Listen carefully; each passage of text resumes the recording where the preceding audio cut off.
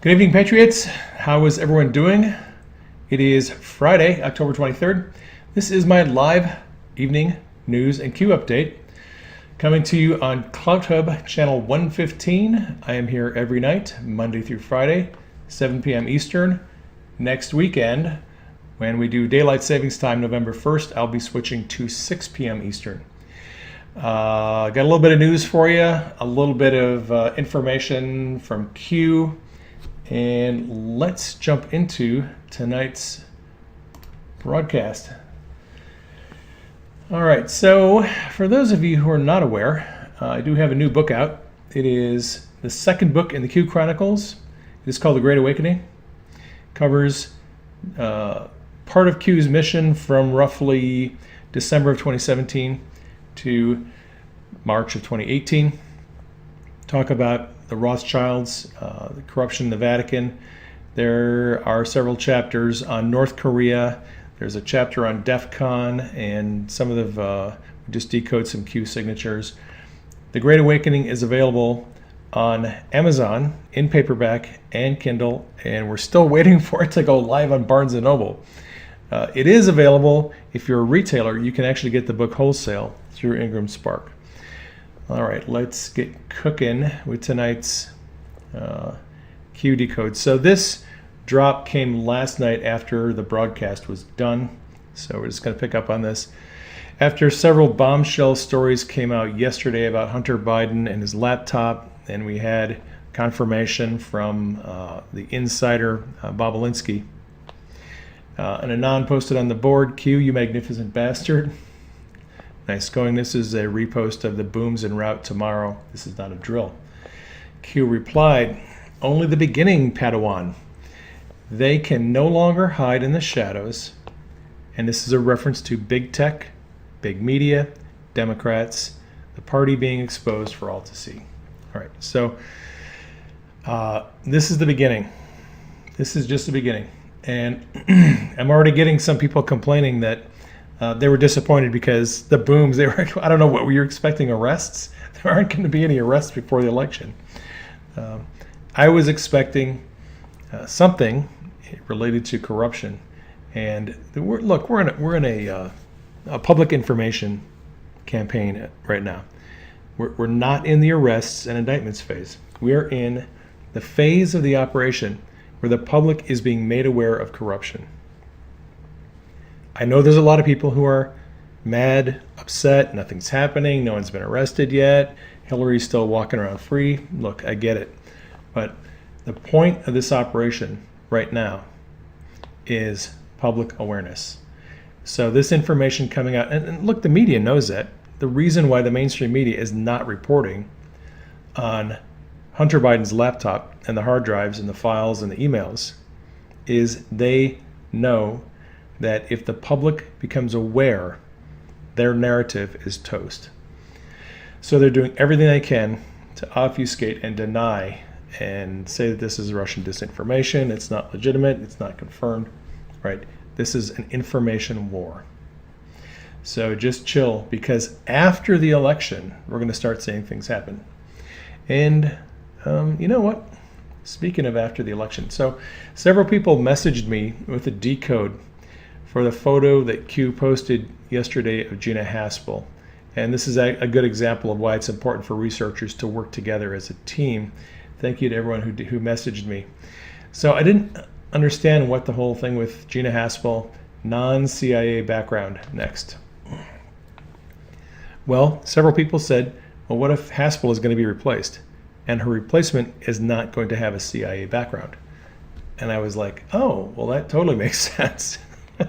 And I think that's what's going to happen. I think that after the election, we're going to find out all the people that can't be trusted anymore. I think Chris Wray is going to be gone. I think Gina Haspel is going to be gone. I think the president is done messing around with people who may be qualified, who come highly recommended, but who can't be trusted. I think Trump is going to put in these cabinet positions only people that he can trust. Whether the intelligence community thinks they're qualified or not is another story. But I think we're going to see a lot of changes after the election. In the election in 2018, the midterms, the day after the election, President Trump asked for Jeff Sessions' resignation. He would have gotten rid of him a long time before that, but the optics of firing your attorney general before the election, not good. So that nothing as far as arrests, indictments, personnel changes, I don't think any of that's going to happen prior to the election. After the election, I think your heads are going to roll. All right, moving along. So there was a presidential debate last night. I did watch it. I think the president actually seemed calm and less agitated. I think he did really well in the debate. It seemed to me like Joe Biden had been fed the questions and probably rehearsed a lot. There's no way Joe could have been half as collected as he was last night unless he did a lot of practicing and had the questions ahead of time. One thing this is just my personal take. I think that Biden made a lot of unforced errors in the debate last night. He was making one error after another. So going to the standard Democrat playbook, Biden accused the president of being a racist. Okay, because that's what they do. They always accuse Republicans of being racist, even though there's no, maybe no evidence of it. That's just what they do. Well, that accusation allowed the president to bring up his successes with criminal justice reform and all the other things he's done to help minorities. So that was, I think, a mistake by Biden. He gave the president an opportunity to talk about his successes. Biden also accused Trump of having a Chinese bank account. And that allowed the president to explain to the public what that account was intended for and how it was closed and never used. He opened the account because he was anticipating a business deal in China, and it never happened. So the account was never used, right? The president got to explain to the whole public, what this is all about. And I think it was good. Biden also accused the president of evading taxes. Hey, I put out my tax returns. Why don't you put out your tax returns? What are you hiding? You're not paying taxes. You only paid $700, right?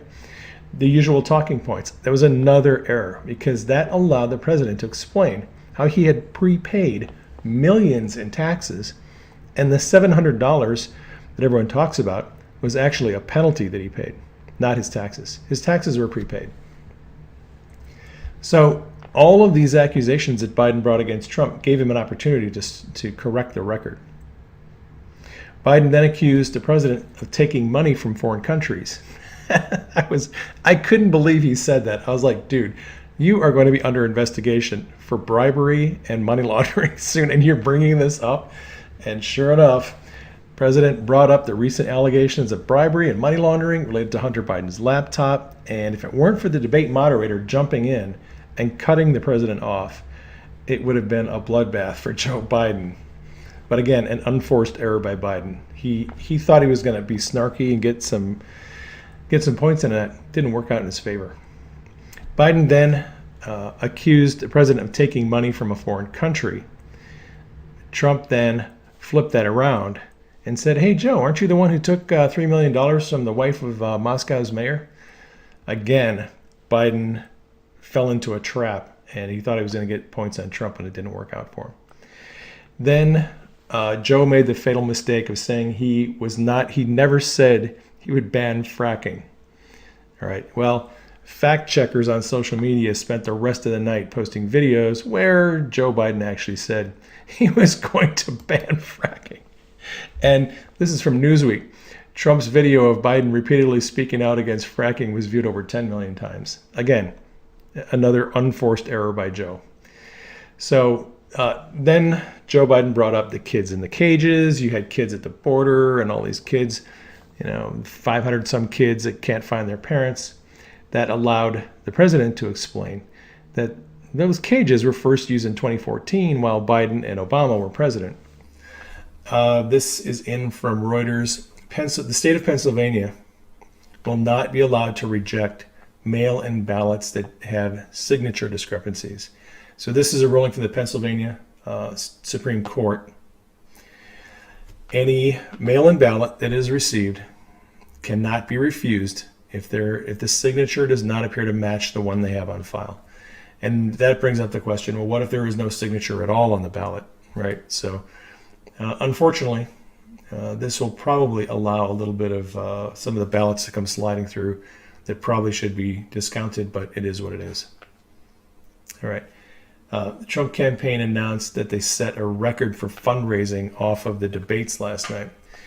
Campaign said they raised $26 million in the hours before and after the debate, 30% more than any prior 24-hour period.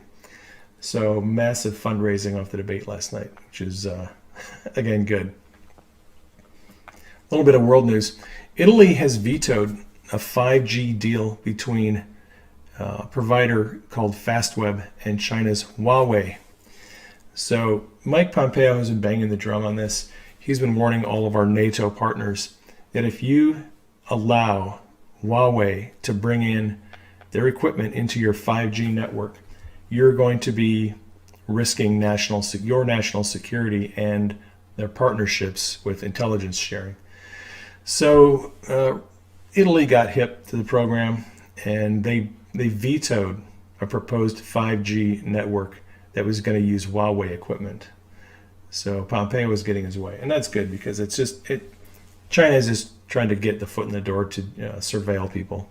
That's all they really want out of this. All right, U.S. housing market is heating up ahead of the election. National Association of Realtors this week reported that U.S. existing home sales surged in September to levels not seen in 14 years. And the demand for homes is reflected in this. Single-family housing starts are proceeding at the fastest clip in 13 years.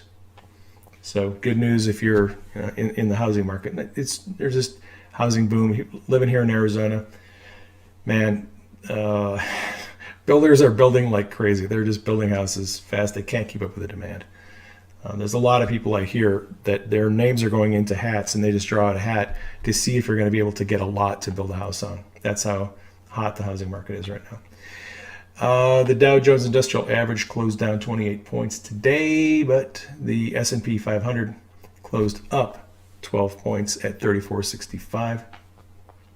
President Trump is currently live in Pensacola, Florida, doing a peaceful protest for the Patriots down there.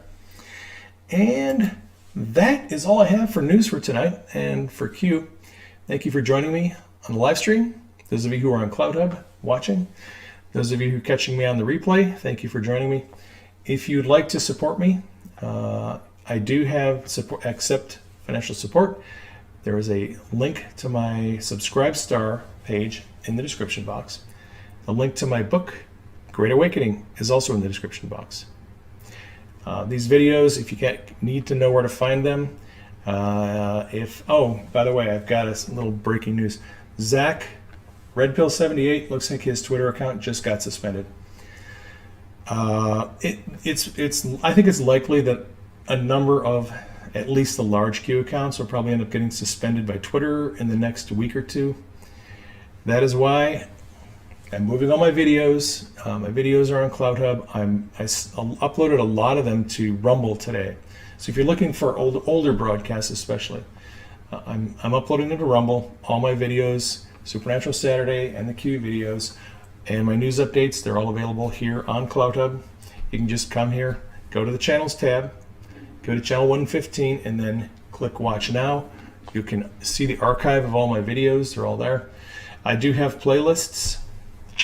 If you go to my website, pragmatic.com, and then go to the QAnon section on the website, on that section there's galleries of my videos, my Q videos. 2020 is at the top, 2019 is below that, 2018 is below that. So you can check out my old Q videos by year, and they're all there. I'm trying to keep the playlist updated. Please keep me and Denise in prayer. Keep the president in prayer. Keep Q and the team in prayer. Keep the military and the Secret Service in prayer. Love you all. Take care. Have a great weekend. I'll catch you on Monday's broadcast.